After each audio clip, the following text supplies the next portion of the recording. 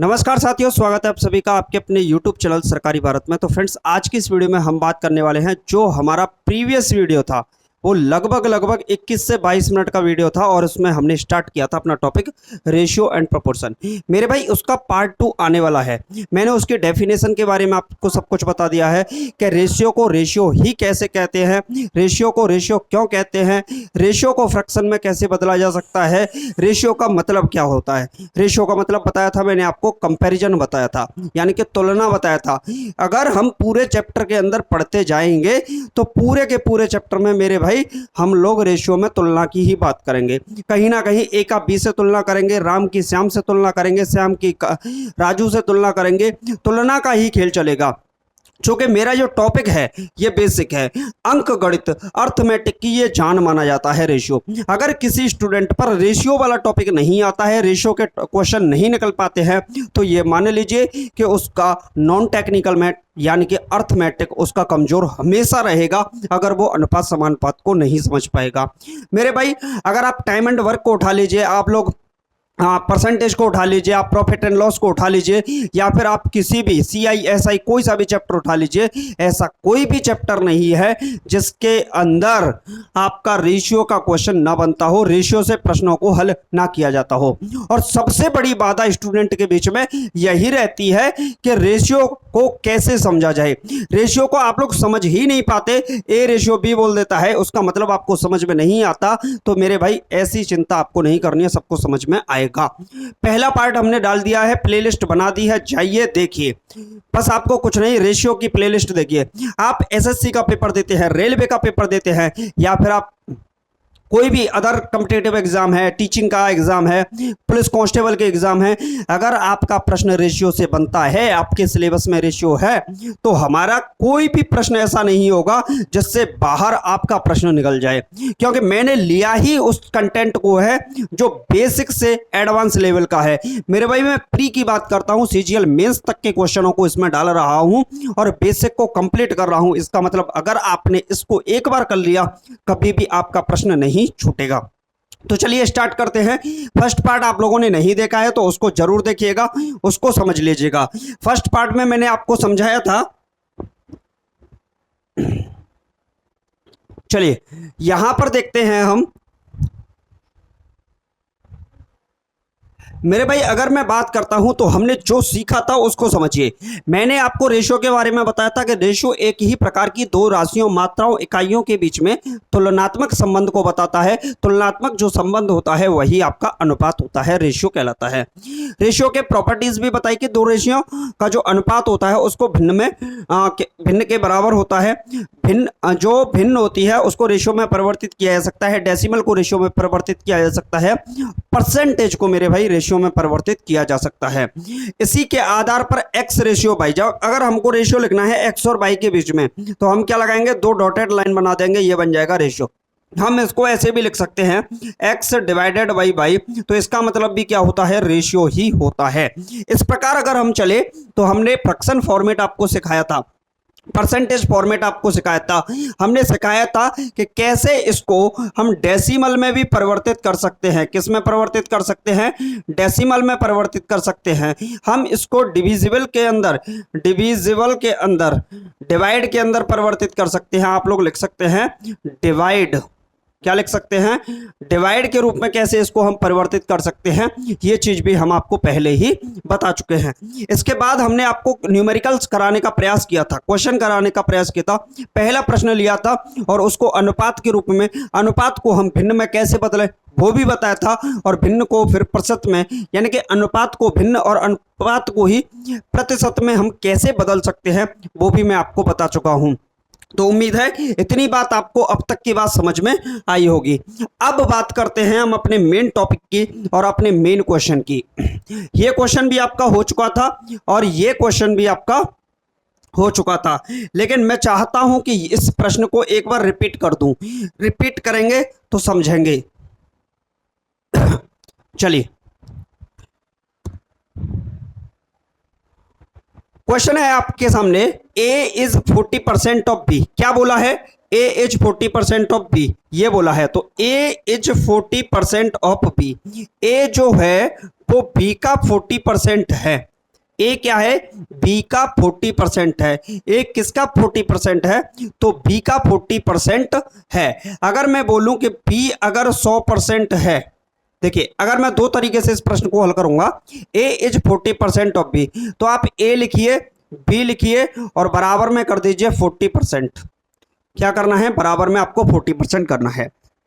ए क्या है, A B का 40% है। इसका मतलब मेरे भाई आप इसको ऐसे लिख सकते हैं, अगर आप परसेंटेज को हटाएंगे तो यहां 100 का भाग लगाओगे, 0 से 0 कैंसिल आउट हुआ, 2 से जाएगा 2 बार और 2 से जाएगा 5 बार।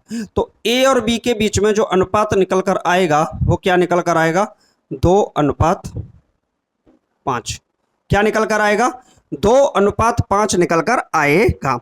ए क्या है, ए और बी का अनुपात जो होगा वो 2:5 निकल कर आएगा। ए इज 40%, ए बी का 40% है। तो मैं इसको ऐसे भी बोल सकता हूं, इसको ऐसे भी बोल सकता हूं, एक तरफ ए लिख दूं और एक तरफ बी लिख दूं।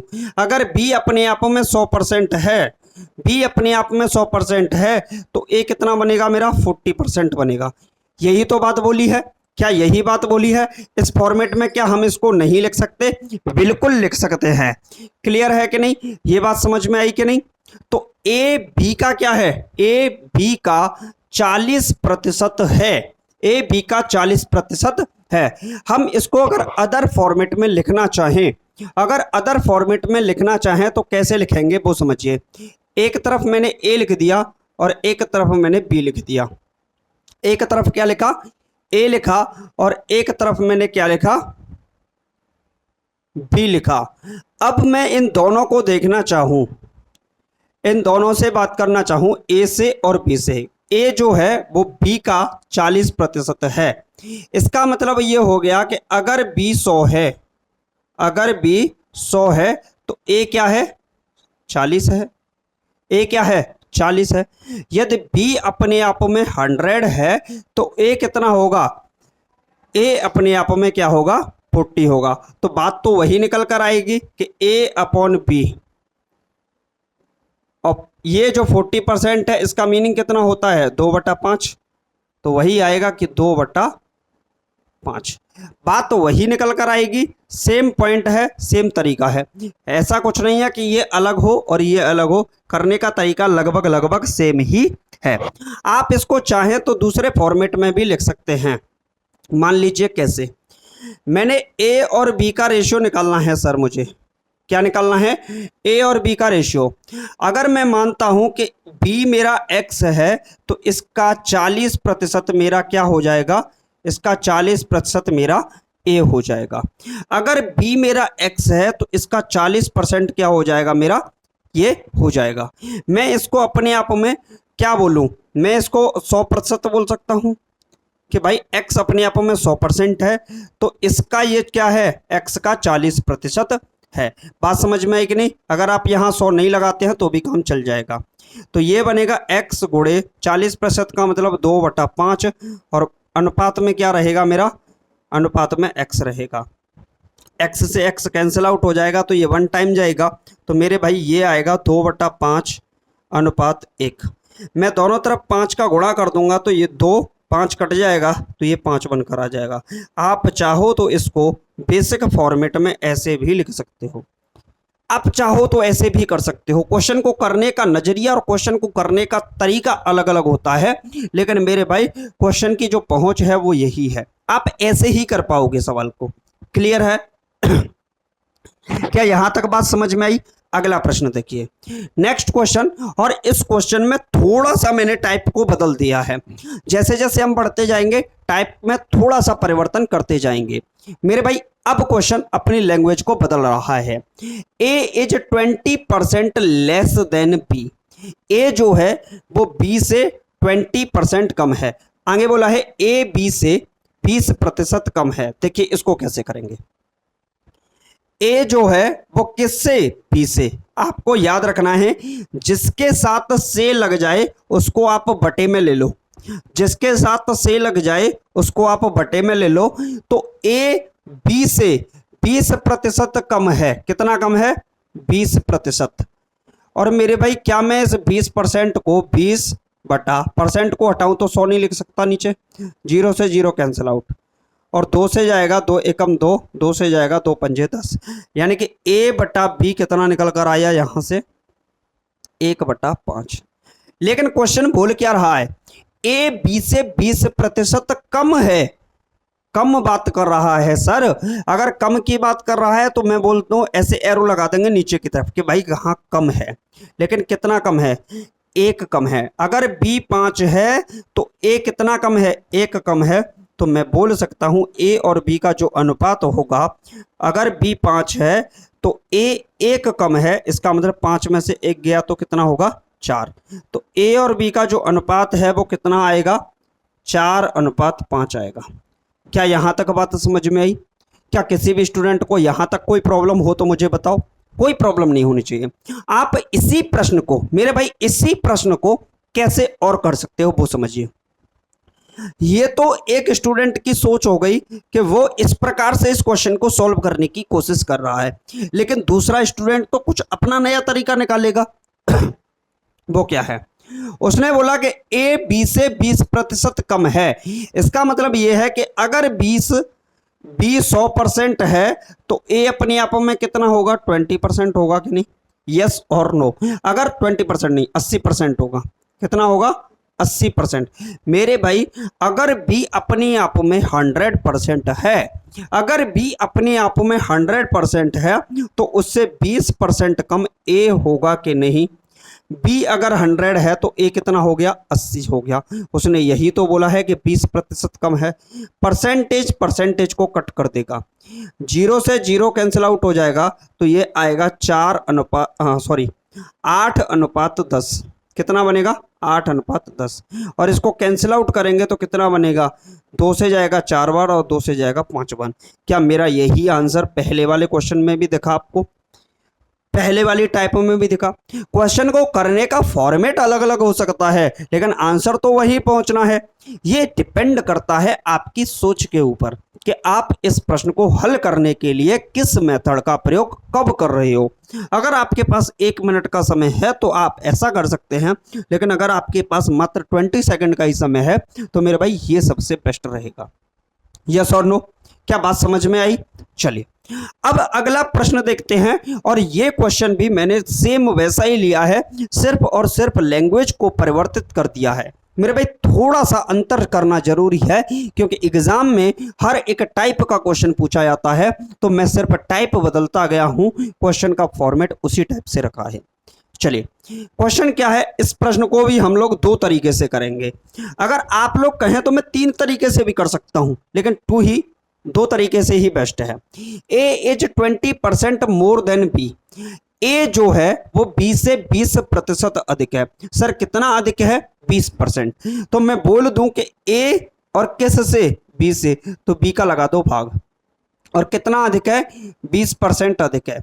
सर एक बात बताइए, 20% को अगर हटाएंगे तो कितने का भाग लगेगा? मेरे को इतना पता है, 100 का भाग लगेगा। क्या मैं परसेंट 0 से 0 कैंसिल आउट नहीं कर सकता?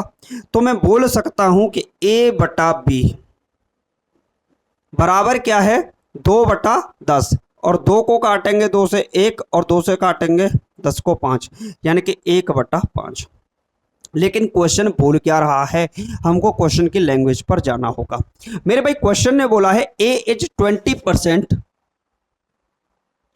a is 20% more than b, यानी कि a b से 20% अधिक है। आपसे मोर देन का शब्द बोल दिया कि मोर देन है, इसका मतलब यह है कि अब एरो मेरा ऊपर की ओर लगेगा।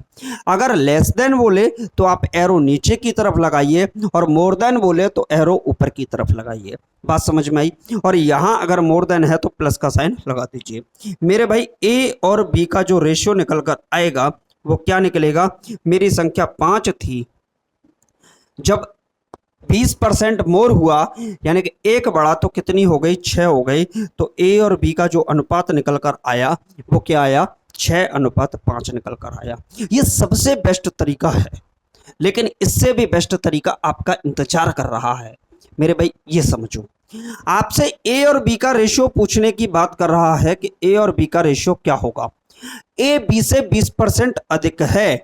अगर बी अपने आप में 100 है तो उससे 20% अधिक का मतलब हो गया कि ए 120 होगा। अगर बी 100 है तो ए जो होगा वो 120 होगा, और मैं 0 से 0 कैंसिल आउट करूं तो ये कितना बनेगा, 12:10। फिर मैं 2 से कैंसिल आउट करूं तो ये बनेगा 6:5। मेरे भाई मुझे एक बात बताइए, क्या यही इस तरीके से आंसर आया था? जो प्रश्न का उत्तर यहां देखने को मिल रहा है वही वहां है, बस सोचने का तरीका अलग है, क्वेश्चन को करने का पैटर्न अलग है। आप क्वेश्चन को किस तरीके से करते हैं ये आपके ऊपर निर्भर करता है, और आप ही इस क्वेश्चन को अलग अलग मेथड से कर सकते हैं। बहुत सारे स्टूडेंट हैं, उनके पास अपना अपना तरीका होता है। मेरे भाई जब किसी प्रश्न को 4 से 5 बार पढ़ लिया जाता है तो स्टूडेंट के दिमाग में खुद का अपना कॉन्सेप्ट होता है, और वो टीचर के कॉन्सेप्ट से अलग ही अपने कॉन्सेप्ट से क्वेश्चनों को हल करने लगते हैं। ऐसा आपके साथ होगा, लेकिन आपको कम से कम 4 से 5 बार इसके लिए प्रैक्टिस करनी पड़ेगी। क्लियर है? चलिए, क्वेश्चन नंबर 6 आपकी स्क्रीन पर आ चुका है। बताइए इसका आंसर क्या है। इस तरफ बिल्कुल ना देखें, इस तरफ देखें। आपको प्रश्न बोल रखा है कि 3a = 4b = 5c, A B और सी का अनुपात क्या होगा? ए बी और सी का अनुपात क्या होगा? अगर मुझे ए चाहिए तो मैं ए वाले को छुपा लूंगा। बी का कोफिशिएंट 4 है, सी का कोफिशिएंट 5 है। बी और सी के कोफिशिएंट का मल्टीप्लाई करेंगे तो 4 का गुणा 5 से करेंगे तो कितना आएगा, 20। यही ए का मान होगा, रेशियो। अब मुझे चाहिए बी का मान, तो बी वाले को छुपाऊंगा, सी का कोफिशिएंट और ए का कोफिशिएंट का गुणा 3 × 5 करेंगे तो कितना हो जाएगा, 15, रेशियो। अब मुझे सी चाहिए तो मैं सी वाले को छुपाऊंगा, बी का कोफिशिएंट और ए का कोफिशिएंट का गुणा, तो यानी कि 4 का गुणा 3 से करेंगे तो ये कितना बन जाएगा मेरे भाई, 12। कितना बन जाएगा, 12 हो जाएगा। यहां तक किसी भी स्टूडेंट को कोई समस्या नहीं हुई होगी। अगर मुझे ए चाहिए, ए को छुपाओ, बी चाहिए, बी को छुपाओ, सी चाहिए, सी को छुपाओ, अदर दो जो बचे हैं उनके कोफिशिएंट का मल्टीप्लाई करके लिख दो, आंसर आ जाएगा। अब एक प्रश्न मैं आप लोगों के लिए दे रहा हूं, और ये प्रश्न का आंसर आप लोग बताइएगा कि 5a = 6c = 6b = 7c। आपसे पूछा गया है कि ए बी और सी का अनुपात क्या होगा। क्या आप लोग इसको बता पाएंगे? क्या समझा पाएंगे? समझाइएगा। मैं कमेंट में आपके क्वेश्चन का आंसर का इंतजार करूंगा, और लगाइएगा आप इसका आंसर क्या होगा। नेक्स्ट क्वेश्चन पर चलते हैं, क्वेश्चन नंबर 7 पर।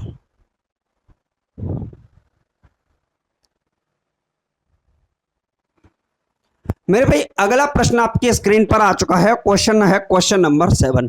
ये अपने आप में एक अलग टाइप बनती है रेशियो के।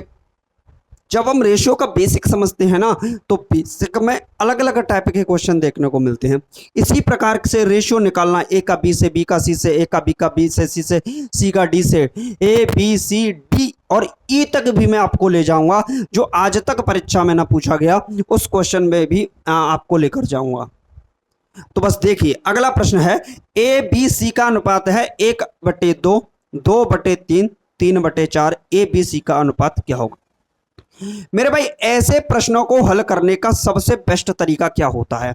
ऐसे प्रश्नों को हल करने का सबसे बेस्ट तरीका होता है कि जो डिनोमिनेटर में संख्याएं दे रखी हैं, जो डिनोमिनेटर में दे रखी हैं, आप उनका एलसीएम लीजिए। मेरे भाई अगर मैं एलसीएम की बात करता हूं, एलसीएम की बात करता हूं तो 2, 3 और 4 का जो एलसीएम होगा वो क्या होगा? तो 2 का सबसे बड़ा फैक्टर 4 है, फैक्टर का मतलब समझ रहे हो, मल्टीपल, और 3 का सबसे बड़ा मल्टीपल 3 ही है, तो संख्या तो 12 आ जाएगी। और मेरा इसका आंसर जो एलसीएम होगा वो कितना आएगा? 12 ही आएगा। अब मैं रेशियो की बात करता हूं कि मुझे चाहिए क्या, ए रेशियो, बी रेशियो, सी। मेरा जो क्वेश्चन था वो 1/2 था, अनुपात में 1/3 था, अनुपात में 1/4 था। एलसीएम कितना था? 12।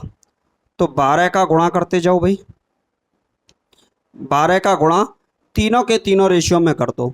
2 से कैंसिल आउट करोगे 6 बार जाएगा, 3 से कैंसिल आउट करोगे 4 बार जाएगा, 4 से कैंसिल आउट करोगे तो 4 तिये 12, यानी कि मुझे पता चल गया कि A ratio B ratio C का मान होगा 6:4:3। क्या मैं सही सोच रहा हूँ? क्या मैं सही लिख रहा हूँ? जी हाँ। और यही इस क्वेश्चन का क्या हो जाएगा? आंसर। क्वेश्चन को करने का पैटर्न क्या है? अगर आपको रेशियोज फ्रैक्शन के अंदर दे रखे हो, ऐसी स्थिति में आपको डिनोमिनेटर यानी कि हर का एलसीएम लेना होता है। जैसे ही आप एलसीएम लेंगे, उस एलसीएम का मल्टीप्लाई तीनों की तीनों फ्रैक्शन में कर दीजिए, आपका रेशियो निकल कर आ जाएगा। यदि आपका रेशियो सिंपलेस्ट फॉर्म में नहीं होता है तो आप उसको बाद में भी सिंपलेस्ट फॉर्म में कन्वर्ट कर सकते हो। क्लियर है? यहां तक बात समझ में आई? अगला प्रश्न आपका इंतजार कर रहा है। नेक्स्ट क्वेश्चन आ चुका है और क्वेश्चन है क्वेश्चन नंबर 9 और बहुत ही जबरदस्त, बहुत ही उम्दा सवाल है। ये प्रश्न रेलवे का सबसे पसंदीदा सवाल है। कभी भी ऐसा नहीं होता कि ग्रुप डी में तो पूछा ही ना जाए, एनटीपीसी में पूछा ना जाए, कभी नहीं होता ऐसा। ये प्रश्न पूछा जाता है और ये प्रश्न सबसे आसान भी है लेकिन कंफ्यूजिंग हो सकता है आपके लिए। देखिए, ए बी सी का अनुपात हमको निकालना है मेरे भाई। a plus B, B plus C, C plus A का वैल्यू जो दे रखा है 1:7:9 है। तो मैं इन तीनों को ऐड करता हूं तो a प्लस बी, मैं ऐड करता हूं b प्लस सी को, और इसमें ऐड करता हूं c प्लस ए को, और ये कितना है? 1:7:9। तो मैं यहां से बोल सकता हूं कि a और a 2 है,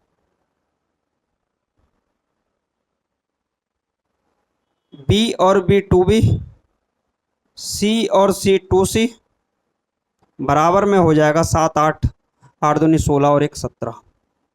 क्लियर है? यहां तक इस सवाल के अंदर थोड़ी सी दिक्कत है लेकिन हम आंसर फिर भी देंगे, हो सकता है मिस्टेक हो जाए। 2 कॉमन लेंगे, A प्लस बी प्लस सी बराबर में है 17। जो मैंने रेशियो लिखे हैं उसमें कहीं ना कहीं मिस्टेक लग रही है। 2 का भाग लगा देंगे इस साइड में तो ये बन जाएगा 17/2। अगर आप चाहो तो इसे 8.5 भी कह सकते हो। मेरे भाई a plus B plus C का मान दे रखा है 17/2 यानी कि 8.5।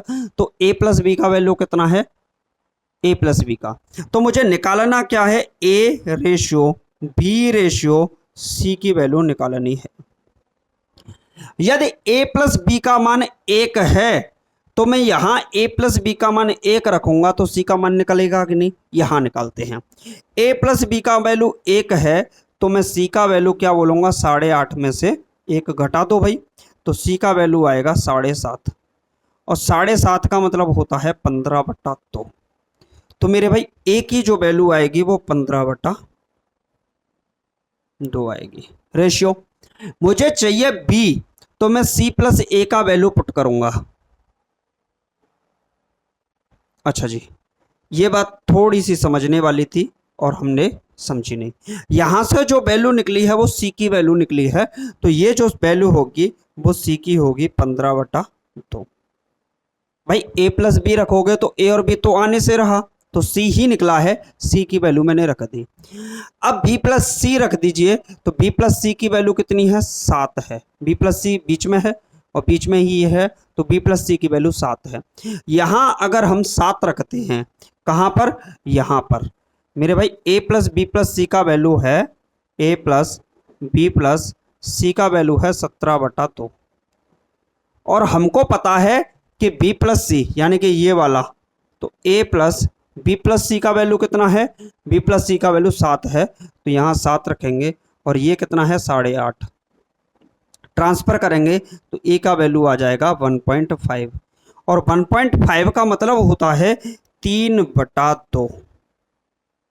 यहां तक बात समझ में आई? अब हम c प्लस ए की वैल्यू पुट करेंगे ताकि हमको b भी मिल जाए। मेरे भाई यहां पर अगर हम c प्लस ए की वैल्यू पुट कर दें तो c प्लस ए की वैल्यू है कितनी? 9। तो यहां से रखेंगे c ये रहा, a ये रहा, इसकी वैल्यू हो गई 9। प्लस का b बराबर 17/2 और इसका मतलब 8.5। क्लियर है। तो b का वैल्यू आएगा माइनस का 1/2। तो हम लोग यहाँ पर जब लेंगे तो सिर्फ और सिर्फ 1/2 का प्रयोग करेंगे। किसका प्रयोग करेंगे? 1/2। जब नीचे 2 आ रहा है तो इसको कैंसिल आउट कर देंगे, तो 3:1:15 आपका आंसर हो जाएगा।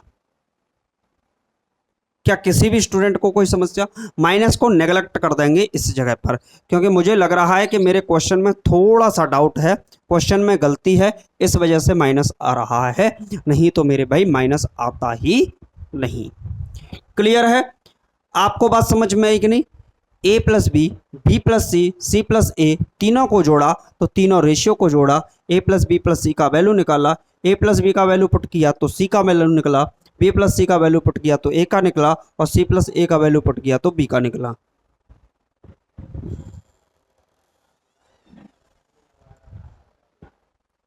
कोई दिक्कत किसी भी स्टूडेंट को? कोई समस्या? अच्छा जी, क्या यहां तक बात समझ में आई? जरूर आई होगी। तो चलिए अगले प्रश्न की तरफ चलते हैं, क्वेश्चन नंबर 10। और यह प्रश्न मेरे भाई अपने आप में बहुत ज्यादा जबरदस्त है, क्योंकि इस प्रश्न में आंसर देना सबसे ज्यादा आसान है। क्या है? a/3, b/4, c/5, a b c का रेशियो पूछा है। तो a के बटे में जो लिखा है उसको यहां लिख दो, b के बटे में जो लिखा है उसको यहां लिख दो और c के बटे में जो लिखा है उसको यहां लिख दो, और यही इस सवाल का राइट आंसर हो गया। इस क्वेश्चन में करना ही कुछ नहीं था, यह क्वेश्चन था ही बहुत आसान। इससे सरल सवाल कोई नहीं हो सकता जो इतना ये सवाल रहा है। क्लियर है? अब इसी पर थोड़ा सा फॉर्मेट अगर चेंज हो जाए कल के लिए तो फिर क्वेश्चन को कैसे करेंगे वो समझिए। अगर मान लीजिए कि मैंने सवाल बना दिया कल के लिए 2a/3, 3b/2 और 4b/4c/5। अब मैंने आपसे पूछा कि सर बताइए ए बी सी का रेशियो क्या होगा। हो गया ना हमला? ऐसे लगा जोर से झटका, हाई जोरों से लगा। मेरे भाई इसका आंसर क्या होगा, क्या आप लोग बता सकते हो? अब टाइप वही है, करने का तरीका भी वही है, आपको एक चीज आनी चाहिए, वो क्या है वो समझिए।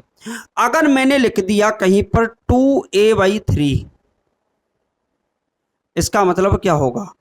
a/3 तो रहेगा ही रहेगा, लेकिन ये जो 2 कोफिशिएंट में है मैं इसका 3 में भाग लगा सकता हूं, यानी कि इसको उठा के यहां भाग लगा सकता। बात समझ में आई कि नहीं? क्लियर हुआ कि नहीं?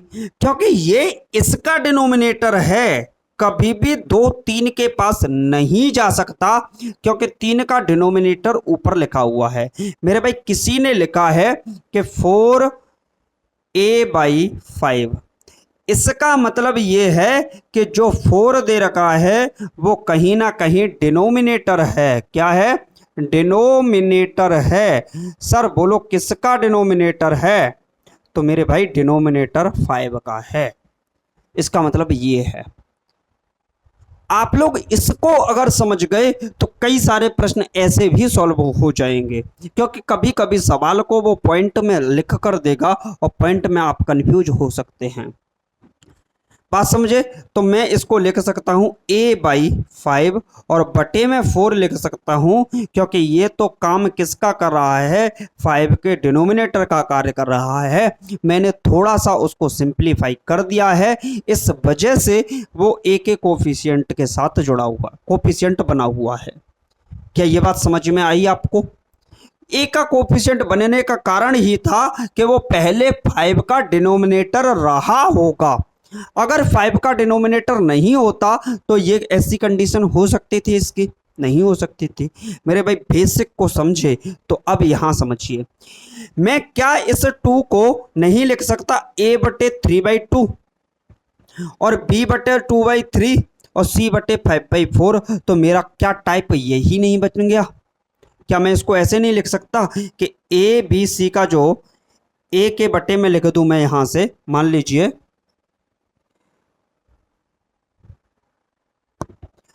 ए बटा 3/2 बराबर B/2/3 बराबर C बटे 5/4। क्या इस फॉर्मेट में मैं इसको नहीं लिख सकता? बिल्कुल लिख सकता हूं सर, अवश्य लिख सकता हूं। तो क्या मैं ए बी सी का रेशियो नहीं निकाल सकता? ए बी सी का रेशियो क्या होगा सर? क्या होगा? ए के बट्टे में जो लिखा है वो यहाँ लिख दो, बी के बट्टे में जो लिखा है वो उसे यहाँ लिख दो, और सी के बट्टे में जो लिखा है उसे यहाँ लिख दो। अब तो प्रॉब्लम सर फिर से आ गई कि वही प्रॉब्लम जो हमने पिछली बार की थी सॉल्व, वो प्रॉब्लम फिर से बन गई कि सर रेशियो, अगर मेरे रेशियोज फ्रैक्शन में दे रखे हैं तो सिंपलेस्ट फॉर्मेट मेरा क्या होगा? मैंने अभी अभी बोला था कि डिनोमिनेटर का एलसीएम लो और मल्टीप्लाई कर दो। अगर मुझे ए बी सी का रेशियो चाहिए तो क्या करूंगा मैं? 2, 3 और 4 का एलसीएम लूंगा। 2, 3 और 4 का एलसीएम 12 आएगा, तो हर संख्या में मैं 12 का गुणा कर दूंगा। क्या बात समझ में यहां तक आई? 2/3 multiply by 12 ratio 5/4 multiply by 12।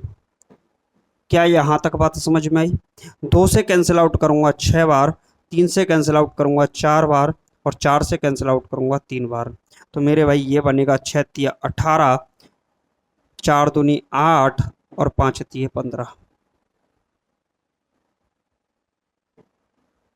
बोलिए कोई दिक्कत?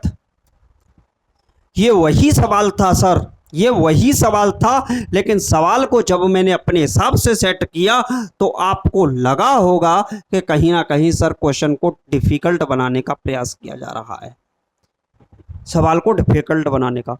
मेरे भाई वही सवाल है, वही पैटर्न है, लेकिन अब की बार क्या हुआ है, रेशियो में 2 कॉन्सेप्ट को मिक्स करके एक कॉन्सेप्ट बना दिया मैंने, और फिर उसको तोड़ तोड़ के आपको सिखाया। आपको समझ में आ गया होगा।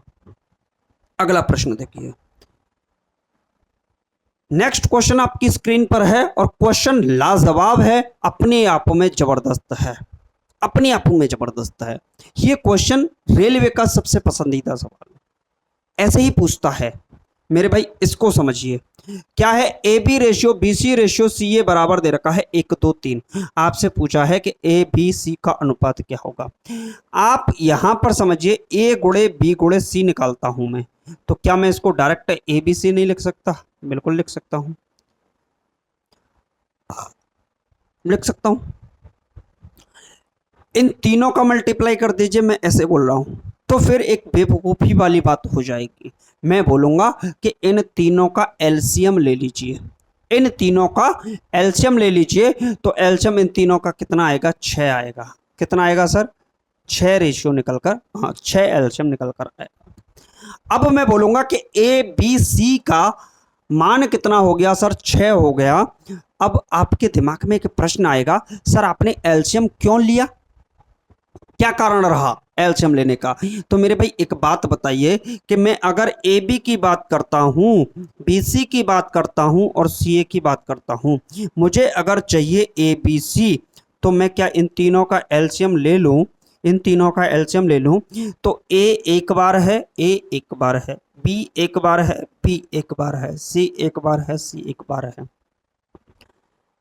क्या बात तो वही है कि ए बी सी का गुणा करके लिख दीजिए या ए बी सी का एलसीएम ले लीजिए। तो जब मैं ए बी बी सी सी ए का एलसीएम लूंगा तो ए बी सी आएगा। ऐसा क्यों हो रहा है वो भी बात समझिए। अगर 2 संख्याओं का कहीं पर अनुपात दिया है, अगर 2 संख्याओं का कहीं पर अनुपात दिया है, इसका मतलब क्या है वो समझिए। मैंने बोला कि ए रेशियो बी दे रखा है सर आपको 20:25। क्या ये बात सही है? ये बात देखने में तो सही लग रही है, लेकिन रियल फॉर्मेट में अगर मैं बात करूं तो ये अपने आप में अच्छा नहीं है, गलत है। क्योंकि जब भी मैं रेशियो की बात करता हूं, ए और बी, ए और बी का मतलब ए बी सी भी हो सकता है। दो संख्याओं का अनुपात या दो से अधिक संख्याओं के अनुपात की अगर मैं बात करता हूं मेरे भाई, तो मैं अगर इस फॉर्मेट में इसको लिख रहा हूं तो ये सरासर गलत है। आपको क्या करना है, ए अनुपात बी। 5 से ये कट रहा है 4 बार और 5 से ये कट रहा है 5 बार। ए अनुपात बी 4:5 लिखना सही होगा। मैंने बोला कि दो संख्या हैं, एक संख्या है 40 और एक संख्या है 60। ये दो अलग अलग संख्याएं, इनके अनुपात की बात अगर मैं कर रहा हूं तो 0 से 0, 2 से 2 बार, 2 से 3 बार। इसका मतलब क्या हो गया, ए रेशियो बी का मतलब हो गया कि जब भी ए रेशियो बी की बात करूंगा तो मेरे भाई ए और बी ये दोनों संख्याएं अपने आप में को प्राइम नंबर हो जाएंगी। रेशियो जैसे ही मैं लगाऊंगा तब तक उनको सॉल्व करूंगा जब तक कि वो संख्याएं अपने आप में को प्राइम यानी कि सह अभाज्य संख्याएं ना बन जाए। जब तक सह अभाज्य संख्याएं नहीं बनेंगी तब तक मैं इसको सॉल्व करता रहूंगा। मान लीजिए कि मैं अगर इसको 200 ऐसे लिख देता, कल के लिए मैं इस क्वेश्चन को ऐसे लिख देता कि ए अनुपात बी जो है वो मेरा 225 है, क्या मैं इसको फिर सॉल्व नहीं करता? क्या ये कहना बिल्कुल सही है? देखने में तो ठीक लग रहा है, क्वेश्चन का आंसर भी आ सकता है, लेकिन ये अच्छी बात नहीं है, क्योंकि मैंने रेशियो लगाया ही इस वजह से था कि मैं जैसे ही रेशियो लगाऊंगा तो उन दोनों संख्याओं के सिंपलेस्ट फॉर्म की बात मुझे करनी पड़ेगी। 5 से काटूंगा 5 चौके 20 40 बार, 5 से काटूंगा तो 5 चौके 20 55 25, फिर 5 से काटूंगा 5 अट्ठे 40, 5 90 45, 8:9। मुझे एक बात बताइए, क्या ए रेशियो बी 8 और 9 दोनों राशियां, दोनों क्वांटिटीज अपने आप में को प्राइम नंबर है कि नहीं, सह अभाज्य संख्याएं हैं कि नहीं? सह अभाज्य संख्या का मतलब होता है ऐसी दो या दो से अधिक दो संख्याएं, ऐसी दो संख्याएं जिनका HCF यानी कि महत्तम समापवर्तक 1 हो। थोड़ा सा डिटेल में लेके जा रहा हूं, ऊपर कॉन्सेप्ट को थोड़ा हाई लेवल पर लेकर जा रहा हूं, कंफ्यूजन हो सकता है लेकिन बात समझ में आ गई होगी मेरे भाई। बात यही थी कि जब मैं रेशियो की बात करता हूं तो संख्याओं को तब तक सॉल्व सिंपलेस्ट फॉर्म में ले जाने की कोशिश करता हूं जब तक कि उनका HCF 1 ना हो जाए या फिर वो को प्राइम नंबर ना बन जाए। तो यही तो बात मैं इसमें कर रहा हूं, अगर मैं HCF लेने की बात LCM लेने की बात कर रहा हूं तो इनके ए बी बी सी और सी ए ये तीनों राशियां सिंपलेस्ट फॉर्मेट यानी कि को प्राइम नंबर अपने आप में बनी हुई हैं। देखो तीनों को प्राइम है कि नहीं, बिल्कुल है। अब बात करते हैं, मुझे ए बी दे रखा है 1, तो क्या मैं ए बी की वैल्यू यहां रखूं?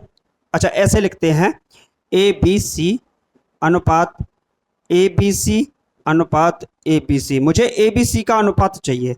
अगर मैं ए बी का यहां भाग लगा दूं, ए बी सी का यहां भाग लगा दूं और सी ए का यहां भाग लगा दूं, इसका मतलब हो गया ए बी सी का वैल्यू 6 6 6 है और ए बी का मतलब हो गया 1 का भाग, बी सी का मतलब 2 का भाग, सी ए का मतलब 3 का भाग। तो ये कितना बनकर आ जाएगा, ये 6 बनेगा, ये 2 से 3 बनेगा और ये 3 से 2 बनेगा। तो 6 3 2 इस सवाल का राइट आंसर हो जाएगा। क्वेश्चन करना इतना बड़ा नहीं था, क्वेश्चन इतना कठिन नहीं था, लेकिन क्वेश्चन के पीछे का जो राज था वो बहुत बड़ा था, वो मैं आपको समझा चुका हूं। प्यारे बच्चा, अगर समझ में इतना आ गया है तो अब आगे बढ़ते हैं अगले प्रश्न की ओर। क्लियर है कि नहीं? अब अगले प्रश्न की ओर आगे बढ़ते हैं और ये अगला क्वेश्चन बेहतरीन सवाल है। ऐसा क्वेश्चन एसएससी के एग्जाम्स की रीढ़ की हड्डी बना हुआ है। एनटीपीसी CBT 2 में इस प्रकार के क्वेश्चंस को पूछा गया तो स्टूडेंट सोचे कि बहुत आसान होगा। उन्होंने ए की वैल्यू 3 मान ली, बी की वैल्यू 2 मान ली और गड़बड़ घोटाला हो गया। उन्होंने बोला कि ए की वैल्यू 3 है, बी की वैल्यू 2 है, बराबर बराबर बराबर वाला बराबर होता है, और यहीं गलती हो गई। प्यारे भाई कैसे करते हैं इन क्वेश्चंस को सॉल्व, वो समझिए। ये सवाल अपने आप में बेहतरीन होते हैं और जबरदस्त होते हैं इन क्वेश्चन को सॉल्व करना। देखो क्या है, अगर आप देखोगे a upon A B plus C की वैल्यू 3/5 है, b upon C plus A की वैल्यू 2/3 है, यानी कि a plus B plus C तीनों को जोड़ें तो 3 और 5 8 बनेगा, b प्लस सी प्लस ए। मानने के लिए बात तो एक ही है, a प्लस बी प्लस सी है, 2 और 3 5 बनेगा, यानी कि a प्लस बी प्लस सी 3/5 यानी कि टोटल 8 है। बी अपॉन सी प्लस ए, बी प्लस सी प्लस ए यानी कि ए प्लस बी प्लस सी ही हुआ, 2 और 3 कितना हुआ, 5 हुआ, तो ये कितना बनकर आ गया, 5 बनकर आ गया। बात समझ में आई कि नहीं भाई? a plus B plus C का मान यहां पर जोड़ने पर 5 बन रहा है, ऊपर वाले में जोड़ने पर 8 बन रहा है। इसका मतलब क्या है? इसका मतलब साफ साफ है, सीधा सीधा है कि सर ये क्वेश्चन थोड़ा सा अटका पड़ा हुआ है। इसको कैसे सॉल्व, इनको बराबर करने की जरूरत है भाई। a plus B plus C का मान अगर ऊपर वो है तो नीचे भी सेम कर दो, काम हो जाएगा। कैसे करेंगे? नीचे वाले का ऊपर वाले में गुणा कर दो, न्यूमरेटर डिनोमिनेटर दोनों में होगा भाई, और ऊपर वाले का नीचे वाले में गुणा कर दो, बराबर बराबर आ जाएगा। हो गया कबाड़ा, कर दिया कबाड़ा। अब देखिए इसको कैसे बराबर करते हैं।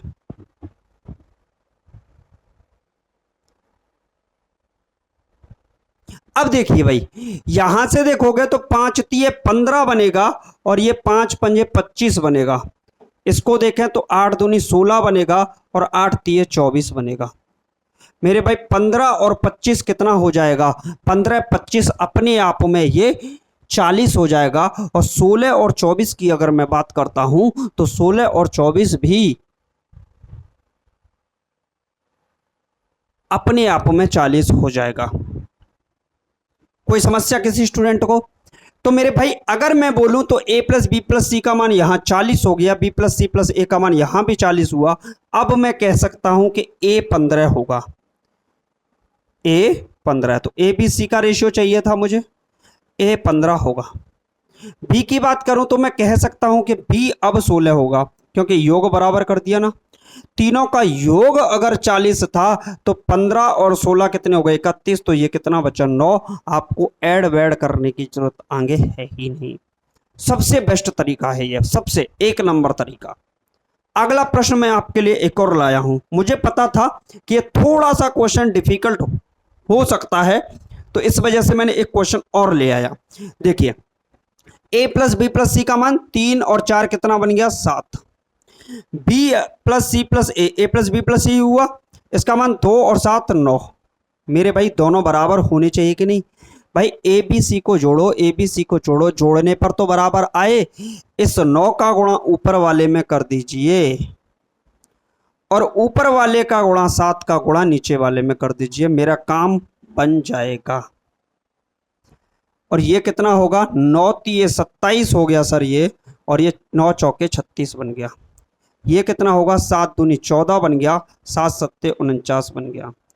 49 और 14 63 हो गए, 36 और 27 63 हो गए। यानी कि यहां तक मेरे प्रश्न का उत्तर सही है, यहां तक सवाल सही है। तो मेरे भाई अगर a यहां से सीधा सीधा अब 27 बन चुका है, b सीधा सीधा 14 बन चुका है, 27 और 14 41 हो गए, टोटल योग 63 था, तो कहीं ना कहीं ये 22 होगा, और यही 22 ही इस प्रश्न का जवाब हो जाएगा। क्या बात समझ में आई? क्या यहां तक प्रत्येक स्टूडेंट को बात समझ में आ चुकी है? आ चुकी है तो मैं अगले प्रश्न की ओर चलता हूं। और ये वाला क्वेश्चन मेरे भाई बेहतरीन है, बहुत ज्यादा जबरदस्त है, एकदम उम्दा सवाल है। ए बी सी का अनुपात दे रखा है 2:3:5 है, और एडी का अनुपात दे रखा है 5:8 है। तो आपसे पूछा है कि ए अनुपात बी अनुपात सी अनुपात डी का अनुपात क्या होगा। देखिए कैसे करते हैं ऐसे सवालों को, वो समझिए। ए अनुपात, आपसे पूछा क्या है, ए अनुपात बी अनुपात सी अनुपात डी पूछा गया है आपसे। एबीसी कितना है, 2:3:5 दे रखा है, और एडी कितना दे रखा है, 5:8 दे रखा है। यहां तक बात क्लियर हुई कि नहीं? चलिए, बात समझ में आई कि नहीं? जो खाली जगह है उनको मैंने छोड़ दिया है। आपको देखिए ए का मान 2 भी है, ए का मान 5 भी है, तो ये क्या कॉमन वाली जगह है कि नहीं भाई? ये वाला प्लेस तो कॉमन प्लेस होगा ना। अगर ये स्थान कॉमन प्लेस है तो ये बराबर होना चाहिए था कि नहीं? तो इसका मतलब ऊपर वाले में 5 का गुणा होना ही चाहिए, तो नीचे वाले में 2 का गुणा हो, तो मेरा ए तो कम से कम बराबर हो जाए। तो यहां से देखोगे तो ये 2, या फिर आप ऐसे गुणा ना भी करें तो चलेगा, आप 5 का गुणा सीधा 2 से कर दीजिए, 10 बन गया अनुपात। ये खाली स्थान है, अब ऐसे गुणा करिए, 5 का 3 से करेंगे तो 15, ये भी खाली स्थान है, 5 का गुणा से करिए तो 25 हो जाएगा। अब स्थान कौन सा खाली है? अब स्थान खाली है ऊपर वाला, तो आप क्या करोगे, ऊपर वाले का गुणा इस वाले के साथ कर दो, तो 2 8 16। बात समझ में आई होगी थोड़ी बहुत, नहीं आई तो अगला प्रश्न भी हम लेंगे, ऐसी बात नहीं है। लेकिन ये बात आपको समझ में आई कि नहीं? नीचे से गुणा ऊपर की तरफ करते हैं, ऊपर से गुणा नीचे की तरफ करते हैं, जो भी फिल वाला स्थान है वो भर जाएगा। और अंतिम प्रश्न इस सवाल वीडियो का, अंतिम प्रश्न इस क्लास का अंतिम सवाल होगा, और बेहतरीन सवाल है, क्वेश्चन नंबर 15। क्वेश्चन है ए रेशियो बी दे रखा है, बी रेशियो सी दे रखा है, सी रेशियो डी दे रखा है, यानी कि ए और बी का जो अनुपात है वो 2:3 है। क्लियर है? इसके बाद अगर हम बात करें बी रेशियो सी, ये 4:5 है। कितना है? 4:5। और इसके बाद जो अनुपात है वो सी डी का है, 2:5 है। इस सवाल को करने का सबसे लाजवाब तरीका मैं आपको बताऊंगा, सबसे लाजवाब। देखिए 3 के बाद ये दोनों स्थान खाली हैं, तो आप यहां भी 3 भर दो, यहां भी 3, यानी कि इस 3 को आगे बढ़ा दो। 5 के बाद ये वाला स्थान खाली है, तो इस 5 को इस साइड में आगे बढ़ा दो। 4 के आगे ये स्थान खाली है, तो 4 को आगे बढ़ा दो। 2 के आगे ये वाले स्थान खाली हैं, तो यहां भी 2 लिख दो, यहां भी 2 लिख दो। बात समझ में आई कि नहीं प्यारे बच्चा? इतना बता दो, ऊपर गुणा कर दो, 2 चौके 8 दूनी 16 बन जाएगा, 4 तिया 12 दूनी 24 बन जाएगा, 3 पंजे 15 दूनी 30 बन जाएगा, और 3 पंजे 15, 15 पंजे 75 बन जाएगा। और यही इस प्रश्न का सही जवाब होगा। एक क्वेश्चन मैं अब आपके लिए लिख रहा हूं, वो सवाल देख लीजिए। ए और बी का जो अनुपात है वो 3:4 है। क्या है? 3:4 है। बी और सी का जो अनुपात है वो 4:5 है, और सी अनुपात डी का जो अनुपात है वो 5:6 है। तो आपको बताना है कि ए अनुपात बी अनुपात सी अनुपात डी का मान क्या होगा, ये आपको बताना है। अब क्लियर है? तो मैंने इस वीडियो में कंप्लीट कम से कम 15 सवाल आपको कराती है। 2 सवाल तो आपकी कमेंट के लिए भी छोड़े हैं, आप लोग बताइएगा कमेंट बॉक्स में। उम्मीद है आपको वीडियो अच्छा लगा होगा। मेरे भाई अगर मैथमेटिक्स सीखना है, गणित को सीखना है, तो जितना ज़्यादा उसको घसीटोगे, कम से कम 4 से 5 बार, अगर एक किताब आपने, कोई सी भी किताब हो इस ब्रह्मांड में, नॉन टेक्निकल मैथ की कोई भी किताब हो, उस किताब को 5 बार लगा लीजिएगा, आप सिलेक्शन की ओर जाओगे। क्योंकि जब आप लगाओगे, बार बार लगाओगे, तो आपको समझ में आ जाएगा कि क्वेश्चन को कैसे टैकल करना है। बाकी मिलते हैं नेक्स्ट वीडियो में। Thank you for watching this video. जय हिंद, जय Bharat, take care, bye bye, love you to all.